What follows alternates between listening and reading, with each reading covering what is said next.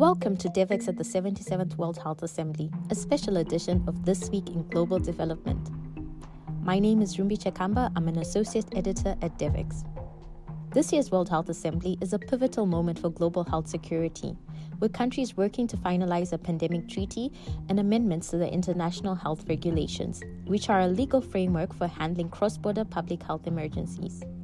This has been an ongoing process where some countries are hoping to right the wrongs exposed by the COVID-19 pandemic and ensure that the world is better prepared for the next outbreak. But negotiations have not been smooth, casting uncertainty on whether the process will result in agreements that promote equity and global solidarity. Throughout the week, my colleagues and I will peel back the curtain and take you behind the scenes at WHA as we speak to the people shaping the future of global health.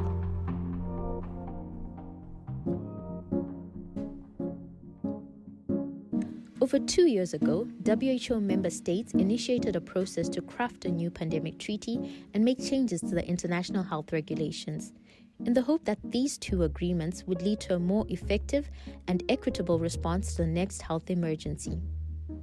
In this episode, Devex senior global health reporter Jenile Ravello speaks with KM Gopakumar, who is a legal advisor and senior researcher with the Third World Network, an independent international non-profit network that advocates for the needs of people from the global south.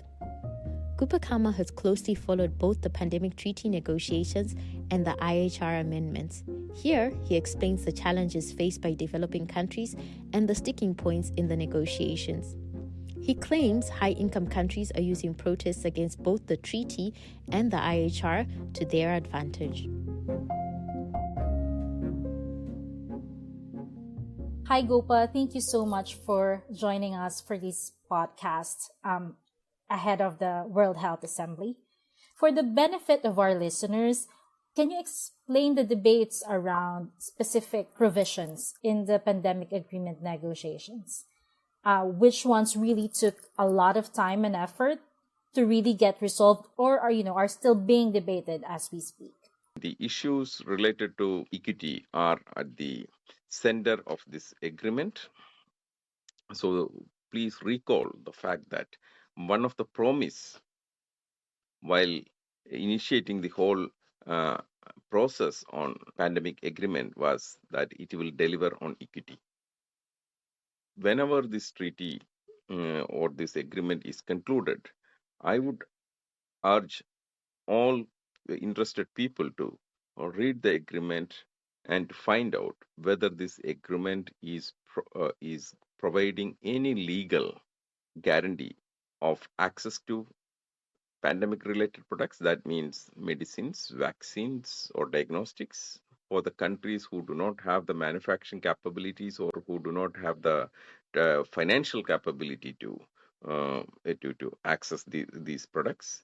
And secondly, whether it provides a legally guaranteed access to technologies. Therefore, the diversification of the production can happen, because diversification of the production is an important issue. What we witnessed during the COVID was that high concentration of production of most of these health products required for pandemic preparedness and response.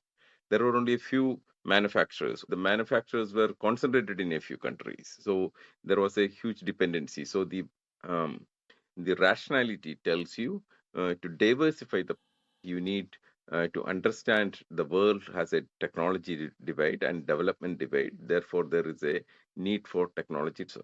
So the important criteria to examine this agreement also, whether it guarantees an access to technologies. And the third point, and very important point to evaluate this agreement, is that whether it provides financial resources to countries who are having problems with meeting or finding financial resources for the implementation of this agreement.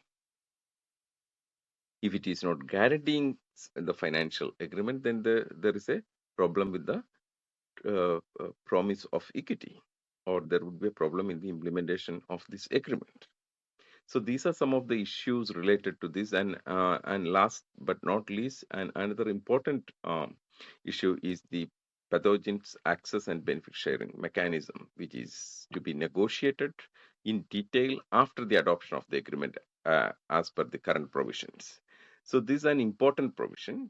Whenever we talk about technology transfer, whenever we talk about access to health products, there is a tendency to view it as a charity to developing countries. But if you look at the context of PAPs, all these products are developed because the information or the physical samples of the pathogens are available to these developers from developing countries. So they are also part of the ecosystem which allows the sharing of this information or sharing of the physical samples, so that facilitate the research and development cycle to go on and work well. But they are not being rewarded for sharing this information. Often they are being punished for sharing this information, like in the case of Omicron, what we have witnessed. South Africa and other countries have been faced with the travel bans and other unilateral actions. The only fault of them is that they announced that, okay, they have found a new strain and these are the characteristics of a new strain. So we need to have a new approach to the whole issue of access and benefit sharing, and we need to view it as an important component into the response to the pandemic or preparedness to the pandemic, to build a system which is based on mutual cooperation and trust. So these are the issues to be resolved through the pandemic instrument. You mentioned about pathogen access and benefit sharing, or what we often hear referred to as PABs. Can you tell us more about it and what countries could not agree on? Under the as of now, Article 12 contains the basic principles of elements of PAP system to be negotiated in future. Um, it has of around 6 paragraphs, and which spell out what are the elements to be developed in future, including an element related to the benefit sharing. Benefit sharing is an obligation on the part of the producers of various pandemic related health products to donate a certain percentage of their production, and also provide a certain percentage of the production at an affordable price. So you have two types of access or two types of obligation on the part of the producers of these pandemic health products. One is to provide certain percentage. As of now, developing countries are saying not less than 10% of the production at free of charge to WHO, and then WHO can distribute. And another is that up to 10% of the production, or at least 10% of the production, at a not for profit price. But here again, please keep in mind there is no agreement to that. Developed countries are saying that up to 10% can be provided at an affordable or not for profit price, and developing countries are saying at least 10%.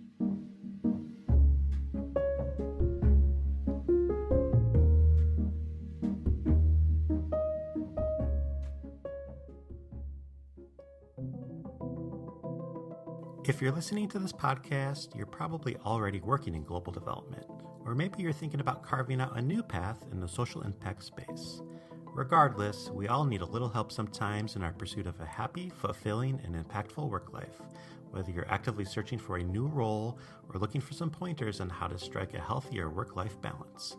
I'm Justin Sablich, Devex's careers editor, and each Friday in the Career Hub newsletter, I'll bring you inside the minds of leading career coaches and recruiters to help you navigate the next step of your professional journey.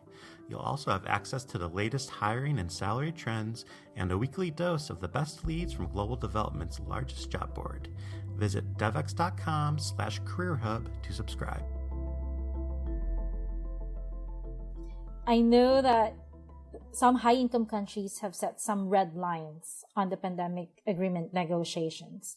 How has that affected the negotiations? So that really slow down the pace of negotiations, and the hope to have a pandemic agreement which can really translate the concept of equity into deliverable outcomes. So these red lines basically put an end to such hopes. Most importantly, developed countries have place a red line on everywhere there is a technology transfer. They basically said that it should be based on mutually agreed terms, and even added the words like voluntary. So these are like of the same meaning, but the developed countries are saying voluntary and mutually agreed terms. That means you cannot have any other measures to facilitate technology transfer. Um, and when you say mutually agreed terms is the only way to transfer the technology, we also keep in mind that most of these technologies are developed through public funding.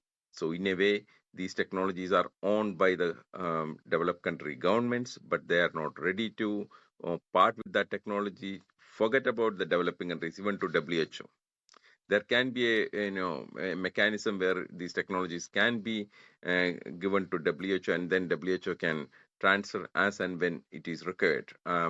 For example, the designated production facilities envisaged under Article 10 of the pandemic agreement. This could have been done. But the developed countries are taking a view is that these technologies are with the private companies and we cannot arm twist them. So this is a kind of a double standard, and this is a kind of a non-cooperation, and this also shows the ambition to keep the technology prowess at the cost of human life. There seems to be a lot more optimism in getting the job done with the amendments to the international health regulations. But can the amendments process to the IHR conclude without the pandemic treaty process? I think it is many times linked, but at the same time, you can look at it in different ways. If the IHR amendment is concluded, what is an IHR scope of IHR? It by and large deals with public health emergency of international concern. Therefore, it is the foundation of any kind of international health emergency regime.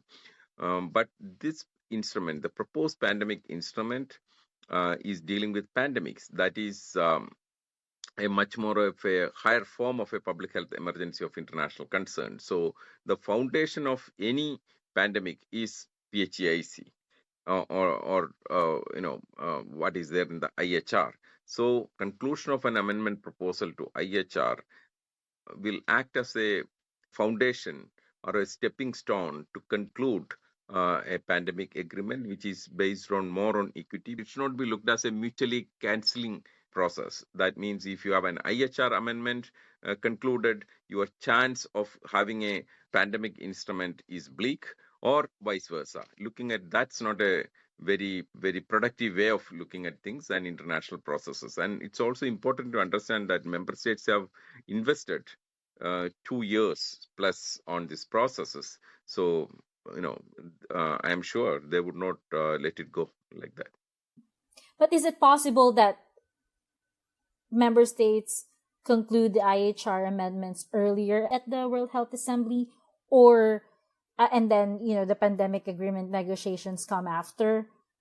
I cannot get into the prediction, but I think, we can say these negotiations are concluded only after they are really concluded, right? Because there are issues in IHR. Also, IHR, there is a demand to institute a fund for the implementation of IHR provisions. This is one of the most important lacuna of IHR because it's a highly development blind and it's highly colonial in nature, because it just extract information from the developing countries and without providing any real assistance for its implementation. So the demand is a just demand to have a fund, but I do not know that how long or how far the developed countries open to that idea and to accommodate that just demand. So it also depends on that. And then IHR has so many good provisions introduced in terms of recognizing for the first time the importance of access to medical products in the context of PHEIC, but still some of the provisions are under negotiation. So again, here the onus is on the developed countries to show the flexibility. Then it can be concluded. There has been a huge pushback against the pandemic treaty in many places. Now we're seeing that happening in the UK. How do you see the current political climate, in the UK, in the US, affecting and influencing the adoption and eventual implementation of the pandemic treaty agreement? I think we need to demystify these oppositions to IHR as well as pandemic agreement processes. There are opposition mobilized by mainly groups involved in the anti-vaccine campaign and also with the help of conspiracy theories and with certain evidence. That's the one set of protest on this treaty, and another set of skepticism is the looking at the content of the instrument and articulating that, look, the promise was on equity, it is not giving, or the promise was to have an accountable mechanism, it's not delivering. So we need to demystify this criticism. We should not club it together. But what is to be understood sitting in the negotiating room or within the WHO building is that many times developed countries are using this protest to deny equity. In other words, they are showing this protest and saying that, look, huge protest is happening in our country, so we cannot accommodate your demand. We cannot be flexible. So we cannot give technology on without mutually agreed terms, or we cannot agree to establish a fund for the implementation of IHR or under the pandemic agreement. So developed countries are effectively, cleverly using these protests to deny equity or to reject a demand to build an equitable mechanism or equitable ecosystem to respond to PHEAC and pandemic. Well, thank you so much, Gopal, for joining us for this podcast.